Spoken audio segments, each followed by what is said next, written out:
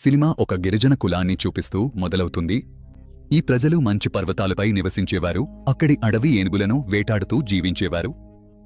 అక్కడి ఏనుగులు పర్వతాలపై చాలా అరుదుగా వచ్చేవి, కొన్నిసార్లు అయితే అసలు రావేవి కాదు. అందుకే ఈ గిరిజనులు చాలాసార్లు ఆకలితోనే మృతి చెందాల్సి వచ్చేది. ఇలాంటి పరిస్థితుల వల్ల అక్కడి గిరిజనులు చాలా బాధపడుతూ నిరాశగా ఉండేవారు. అక్కడ ఒక వృద్ధ మహిళ ఉండేది. అక్కడి అందరూ ఆమెను అమ్మ అని పిలిచేవారు. ఆ అమ్మకు ఒక ప్రత్యేకమైన శక్తి ఉండేది. ఆమె ఆత్మలతో మాట్లాడగలిగేది. అక్కడే వారికి ఒక అమ్మాయి కనిపిస్తుంది. ఆ అమ్మాయికి పేరు ఇవాలెట్. అదే గిరిజనుల్లో ఒక యువకుడు ఉన్నాడు. అతని పేరు డీలే. డీలేకు ఇవాలెట్ అంటే చాలా ఇష్టం పెరిగింది. డీలే తండ్రి దగ్గర ఒక తెల్లటి దండ ఉండేది. ఎందుకంటే వారు వేటకు వెళ్లినప్పుడు మొదటగా వేటాడేది ఆయనే. డీలే తండ్రి ఒక ప్రయాణానికి వెళ్లాలని నిర్ణయించుకుంటారు. రాత్రి సమయంలో డీలే తండ్రి తన స్నేహితుడితో మాట్లాడుతూ, నాకు వెళ్లాల్సిందే, కానీ నువ్వు ఒక వాగ్దానం చేయాలి. ఈ విషయం గురించి ఎవరికీ చెప్పకూడదు. నేను ఎందుకు వెళ్తున్నానో కూడా ఎవరికీ చెప్పకూడదు అని అంటారు. అతను తన తెల్లటి దండను స్నేహితుడికి అప్పగించి అక్కడి నుంచి బయలుదేరిపోతాడు. డీలే తండ్రి వెళ్లిపోయిన తర్వాత అక్కడ ఉన్న ఇతర పిల్లలు కలిసి డీలేను చాలా ఇబ్బంది పెట్టడం ప్రారంభించారు. వాళ్లు నీ తండ్రి పారిపోయారు అని అంటున్నారు. ఎందుకంటే వాళ్లకు డీలే తండ్రి భయపడి ఇక్కడి నుంచి పారిపోయారని అనిపించింది. కానీ నిజం మాత్రం వేరేలా ఉంది. అతను అక్కడి నుంచి ఎందుకు వెళ్లాడో అతని స్నేహితుడిని తప్ప మరెవ్వరికీ తెలియదు. ఇవాలెట్ మరియు డీలే ఇద్దరూ చాలా ఒంటరిగా అనిపించుకుంటారు. వాళ్లకు ఎవరి సహాయం అవసరం అనిపిస్తుంది. అందుకే వాళ్లు ఇద్దరూ కలిసినప్పుడు వాళ్ళిద్దరి మధ్య స్నేహం ఏర్పడుతుంది. కాలం గడుస్తూ వాళ్ళు ఇద్దరూ ఒకరినొకరు ఇష్టపడటం ప్రారంభించారు. ఇలా రోజులు గడుస్తూ చాలా సంవత్సరాలు గడిచిపోయాయి. ఇప్పుడు ఇవాలెట్, డీలే ఇద్దరూ పెద్దవాళ్లయ్యారు. ఒకసారి మళ్లీ చాలామంది ఏనుగులు వీరి గుంపు ప్రాంతంలోకి వచ్చాయి. అక్కడ ఒక నిర్ణయం తీసుకుంటారు. ఎవరి అయినా ఆ ఏనుగులను ముందుగా వేటాడితే అతనికి ఇవాలెట్ను పెళ్లి చేసేందుకు అవకాశం ఇస్తారు. అలాగే అతనికి వైట్ రాడ్ ఇస్తారు. అంతేకాదు అతడిని గుంపు నాయకుడిగా కూడా నియమిస్తారు. ఇవాలెట్ అతనితో, మనమిద్దరం ఇక్కడి నుంచి పారిపోతూ పెళ్లి చేసుకుందాం అని అంటుంది. కానీ డీలే చెబుతాడు, లేదు, నేను పారిపోను. నా నాన్నలా నేను పారిపోను. ఇంకా చూడు, నేనే అడవి ఏనుగును వేటాడతాను, నిన్నే పెళ్లి చేసుకుంటాను. అందరూ గుంపు వాళ్లు అడవి ఏనుగులను వేటాడటం మొదలు పెడతారు. ఒక పెద్ద ఏనుగును వారు ఒక ఉచ్చులో పడేసేందుకు విజయవంతమవుతారు. కానీ వాళ్లకు ఎలాంటి లాభం కలగదు. ఎందుకంటే ఆ ఏనుగు ఆ ఉచ్చులను చించేసి పారిపోతుంది.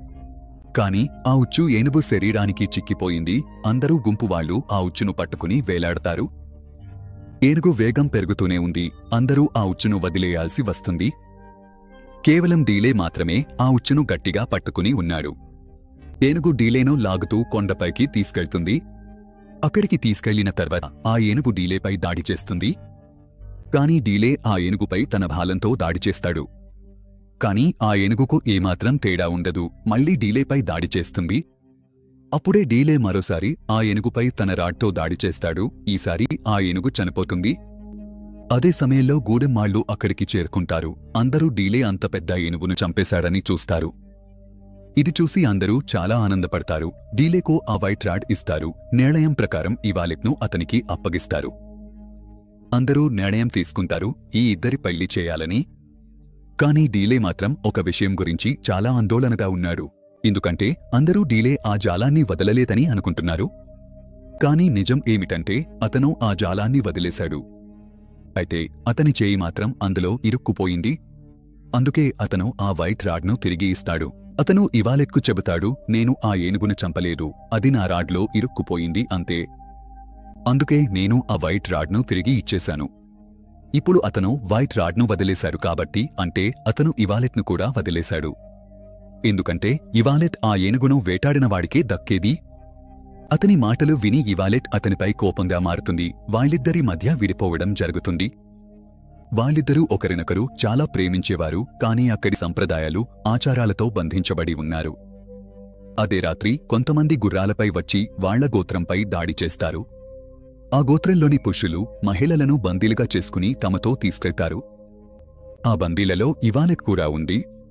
కానీ డీలేతో పాటు అతని కొంతమంది స్నేహితులు తప్పించుకున్నారు. అందుకే డీలే అంటాడు, నేను నా గోత్రాన్ని, నా ప్రజలను కాపాడుకుని తిరిగి తీసుకొస్తాను. డీలే స్నేహితుడు అంటాడు, అక్కడి ప్రమాదకరమైన కొండల నుంచి ఎవరూ తిరిగి రావడం లేదు. అప్పుడు డీలే అంటాడు, మనమీద దాడి చేసిన వాళ్లు కూడా అక్కడి నుంచే వచ్చారు కదా. అతను నిర్ణయించుకుంటాడు, నేను వాళ్లను వెంబడిస్తాను. దాంతో డీలే ఆ దాడి చేసిన వాళ్లు వాళ్ల గుర్రాల పాదముద్రలను అనుసరిస్తూ ముందుకు సాగుతాడు. డీలేతో పాటు అతని స్నేహితులు కూడా వెళ్తున్నారు. కానీ వారి ముందున్న ప్రయాణం చాలా కష్టాలను ఎదుర్కొనాల్సినదే. అక్కడి నుంచి తన ప్రజలను కాపాడుకుని తిరిగి రావడం చాలా కష్టం. కానీ డీలే మరియు అతని స్నేహితులు ఎంతటి పెద్ద కష్టమైనా ఎదుర్కొనడానికి సిద్ధంగా ఉన్నారు. ఎందుకంటే వాళ్లు తమ ప్రజలను సురక్షితంగా అక్కడి నుంచి తిరిగి తీసుకురావాల్సింది ఉంది. వాళ్లు రాత్రింబవళ్లు నడుస్తూనే ఉంటారు. ఇప్పుడు వీళ్లంతా పర్వతాల మరోవైపు చేరుకుంటారు. అక్కడి నుంచి భూమి మొదలవుతుంది. డీలే మరియు అతని స్నేహితులు ముందుకు సాగుతూ ఒక దట్టమైన అడవిలోకి వెళ్తారు. అక్కడ వాళ్లకు తమ గోత్రంలోని అందరూ మరియు ఇవాలెట్ కనిపిస్తారు. వీరిని ఖైదీలుగా ఎక్కడికో తీసుకెళ్తున్నారు. రాత్రి సమయంలో డీలే ఇవాలెట్తో పాటు తన గోత్రంలోని కొంతమంది ప్రజలను విడిపించేస్తాడు. కానీ వేళ్లను బందీగా పెట్టిన వారు మళ్లీ వేళ్లను పట్టుకుంటారు. దాడి చేసే సమయంలో డీలే స్నేహితుల్లో ఒకరు గాయపడతాడు. అప్పుడు వాళ్లు డీలే గోత్రంలోని వారిని తీసుకుని మళ్లీ ముందుకు సాగిపోతారు. ఇక్కడ డీలే తన గాయపడిన స్నేహితుడిని లాగుతూ తీసుకెళ్తున్నాడు. కొంత దూరం వెళ్లిన తర్వాత వీళ్లందరికీ ఆకలి వేస్తుంది. అందుకే డీలే వేట కోసం బయలుదేరిపోతాడు. కానీ డీలే ఒక లోతైన గుంతలో చిక్కుకుంటాడు. అక్కడ ఇప్పటికే చాలా జంతువులు చిక్కుకుని ఉన్నాయి. అందులో ఒక సింహం కూడా ఉంది. అది చాలా పెద్దదిగా, చాలా ప్రమాదకరంగా ఉంటుంది. ఇది మాట్లాడే సింహం. అక్కడ వర్షం మొదలవుతుంది. ఆ గుంతలో నీరు నిండడం ప్రారంభమవుతుంది. సింహం మునిగిపోవడం మొదలవుతుంది. కానీ సింహం మునిగి చనిపోవడానికి ముందు డీలే దాన్ని విడిపించాలనుకుంటాడు. డీలే ఆ సింహాన్ని అడుగుతాడు, నేను నిన్ను విడిపిస్తాను, కానీ నన్ను తినవద్దని నీవు నాకు హామీ ఇవ్వాలి. డీలే దాన్ని విడిపిస్తాడు. సింహం కూడా మాట ప్రకారం దాన్ని తినకుండా అక్కడి నుంచి వెళ్ళిపోతుంది. అంతేకాకుండా డీలే ఆ గుంత నుంచి బయటకు వచ్చి తన గాయపడిన స్నేహితుడి దగ్గరికి చేరుకుంటాడు. అతని స్నేహితుడు డీలేను చూసి, నేను రాత్రి ఇక్కడ ఎవరో అరుస్తున్న శబ్దాలు విన్నాను అని చెబుతాడు. అప్పుడు ఇద్దరూ ఆ అరుపుల శబ్దం వచ్చిన దిశగా నడవడం ప్రారంభిస్తారు. అక్కడికి వెళ్లిన తర్వాత నిన్న రాత్రి ఆ గ్రామంపై ఎవరో దాడి చేశారని వీళ్లకు తెలుస్తుంది. వీళ్లు అక్కడికి వెళ్లినప్పుడు అక్కడి కుల ప్రజలు వీళ్లను చుట్టుముట్టుతారు. ఆ కుల ప్రజలు ఇద్దరినీ చంపబోతున్న సమయంలో డీలే ప్రాణం కాపాడిన అదే సింహం అక్కడికి వస్తుంది. ఆ సింహాన్ని చూసి ఆ కులంలోని అందరూ భయపడిపోతారు. ఆ సింహం డీలే వైపు నడవడం ప్రారంభిస్తుంది. అప్పుడు డీలే, నేను నిన్ను రక్షించాను, నన్ను గుర్తుపట్టేందుకు ప్రయత్నించు అని అంటాడు. అతని మాట విని సింహం డీలేను మరియు కులంలోని మిగతా వారిని ఏ విధమైన హాని చేయకుండా అక్కడి నుంచి వెళ్ళిపోతుంది. ఇది అంతా చూసిన ఆ కుల ప్రజలు చాలా ఆశ్చర్యపోతారు. వారు డీలేను మరియు అతని స్నేహితుడిని తమతో తీసుకెళ్లి ఇద్దరినీ ఎంతో ఆతిథ్యంగా చూసుకుంటారు. వారికి భోజనం పెడతారు. డీలే వారిని అడుగుతాడు, మీరు మా భాష ఎలా తెలుసుకున్నారు? దానికి వారు ఇలా అంటారు, చాలా కాలం క్రితం ఒక వ్యక్తి ఇక్కడికి వచ్చాడు. ఆ వ్యక్తి ఇక్కడ సురక్షితమైన ప్రదేశాన్ని వెతకడానికి వచ్చాడు. అదే వ్యక్తి నుండి మేము మీ భాషను నేర్చుకున్నా. ఇక్కడ మనకు తెలుస్తుంది ఆ వ్యక్తి ఇంకెవ్వరూ కాదు, డీలే తండ్రే. డీలే ఆ వ్యక్తి ఇప్పుడు ఎక్కడ ఉన్నాడని వారిని అడుగుతాడు. అప్పుడు కబీలా వారు చెబుతారు, ఆయనను డెమన్ సౌస్ తమతో తీసుకెళ్లిపోయారు. మా కొంతమంది కూడా వారితో వెళ్ళిపోయారు. అది ఒక అద్భుతమైన ప్రదేశం. అక్కడికి వెళ్లినవారు ఇప్పటివరకు ఎవరూ తిరిగి రాలేదు. కాని ఇప్పుడు నువ్వే మమ్మల్ని అక్కడికి తీసుకెళ్లాల్సినవాడు. అప్పుడు డీలే, ఎందుకు తప్పనిసరిగా నేనే అని అడుగుతాడు. అప్పుడు వారి నాయకుడు చెబుతాడు, మా అంచనాల ప్రకారం ఒక వ్యక్తి వస్తాడు, సింహంతో మాట్లాడతాడు. ఆ వ్యక్తి మా ప్రజల ప్రాణాలను కాపాడతాడు. ఆ కబీలా వారు చుట్టుపక్కల ఉన్న అన్ని కబీలాలకు సింహంతో మాట్లాడగలిగే వ్యక్తి వచ్చేశాడు అని చెబుతారు. డీలే స్నేహితుడు అతనికి చెబుతాడు, నేను నీకు ఒక విషయం చెబుతాను. అది ఏమిటంటే, నీ నాన్న ఎవరినీ భయపడి పారిపోలేదు. అతను మన కబీలా ప్రాణాలను కాపాడేందుకు, మన ప్రజలు ఆకలితో చనిపోకుండా ఉండేందుకు కొత్త ప్రదేశాన్ని వెతకడానికి బయలుదేరాడు. అప్పుడు డీలే అతనిని అడుగుతాడు, ఈ విషయాన్ని నువ్వు నాకు ఇంతకుముందు ఎందుకు చెప్పలేదు? అతని చెబుతాడు, నీ నాన్నే ఈ విషయం ఎవరికీ చెప్పొద్దని నన్ను ఆపాడు. ఎందుకంటే ఆ కబీలా మిగతా సభ్యులకు ఇది తెలిసిపోతే అందరూ ఒక్కొక్కరుగా ఆ ప్రదేశాన్ని వదిలేసి పారిపోతారు. అందుకే ఆయన నాకు ఈ విషయం రహస్యంగా ఉంచమని చెప్పారు. ఇప్పుడు డీలేతో పాటు ఆ కబీలా ప్రజలు కొండల వైపు ప్రయాణం మొదలుపెడతారు. అందరూ ఒక నదీ తీరానికి చేరుకుంటారు. అక్కడ పడవల్లో కూర్చుని ముందుకు సాగుతారు. కానీ డీలే మరియు అతనితో వచ్చిన వాళ్లు ముందుకు వెళ్లలేకపోయారు. ఎందుకంటే వారి దగ్గర పడవలు లేవు. అందుకే ఇప్పుడు వాళ్లందరూ నడకపైనే తమ ప్రయాణాన్ని కొనసాగించాలని నిర్ణయించుకుంటారు. కానీ నడక ప్రయాణం చాలా కష్టంగా మారింది. ఎందుకంటే వారి ముందున్నది ఒక పెద్ద ఎడారి. ఆ మార్గంలో వెళ్లాల్సి ఉంది. కానీ ఇప్పటివరకు ఎవరూ ఆ ఎడారిని దాటి వెళ్లలేకపోయారు. కానీ డీలే మాత్రం ఓటమి అంగీకరించడు. అతను చెబుతాడు, మనం ఈ ఎడారిని దాటిపోతాం. ఏం జరిగినా సరే మన మనుషులను విముక్తం చేసి తీసుకొస్తాం.